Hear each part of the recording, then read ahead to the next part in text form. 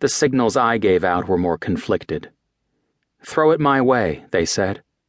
"Give me another vantage point on this catastrophe so I can grasp its enormity.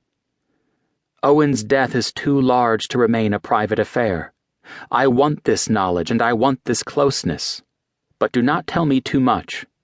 Do not turn this death into a spectacle or a collective trial that taught us something and brought us closer together, even if that is true. Do not suggest that your grief resembles mine." These were unreasonable expectations, I knew that. One friend recalled that, during her first phone call, Alison had asked how she would go on living. Another told us she was in her car when her husband, who was standing outside, answered his cell phone. She watched him speak, and then sob, though she did not know why. These are the kinds of recollections Alison sought to avoid. But I listened because our lives tipped over at that exact moment, and I wanted to understand the world into which we had tumbled. One day, a friend began describing the nervous anticipation that had filled our home in Woodstock, New York, as we made our way back from Utah. But she stopped mid-sentence because of Alison's obvious lack of interest. I was disappointed. Though I never asked, I would have liked to hear what happened when friends and relatives converged upon our home the day after the accident. They had to respond to a situation they barely fathomed, and at the same time handle practical matters. Someone had to drive to the Albany airport to find the courage to face us and say those initial words. Something else. What should the house look like when we arrived? I imagined that this entailed many decisions. Where people would position themselves, whether food would be laid out, how bright to set the lights. There was a scene to compose. I was only dimly attuned to all of this, but did realize that people were stepping in and making decisions. They were making decisions for us. This was one of the mental notes I kept during the early days, tabulating as best I could the widening gulf between the old reality and the new. 2 friends made the hour-long drive to Albany. It was dark, I think, when we left the airport.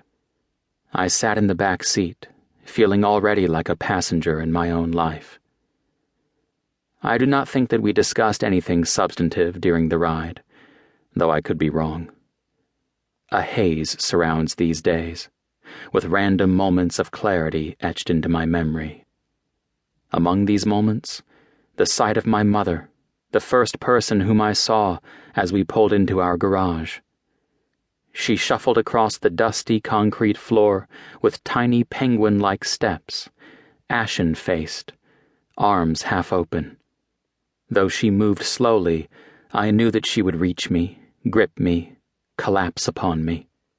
Behind her stood my father, smaller than in the past, my in-laws, my brother-in-law, friends from the area and others who had already flown in, all part of a funereal receiving line that meandered from the garage to the entryway, the kitchen, and finally the living room, a line of still and silent beings who resembled embalmed corpses. What happened afterward? Did Alison and I sit with one person or one small group at a time? Did we talk about the Green River? Did we plead fatigue and retire to our room? And Julian, where did he go? All I know is that at some point that evening or the next day, lights went up, frozen bodies thawed, and wax-like faces regained elasticity. People began to move, first in slow motion and then faster, until they were twirling from one room to another, up and down the stairs, onto the deck, into the garden. The house lit up with a circular energy that was manic and magical, an energy that surrounded us, but could not touch me. Alison and I began dating within months of moving to New York in the late 1980s, both of us fresh college graduates. We left for Chicago a few years later. I began doctoral studies in French history. Alison planned events for nonprofits, and returned in 2000, when New York University hired me. Having missed the early Giuliani era, We came back to a city that was cleaner and more affluent than the one we had known.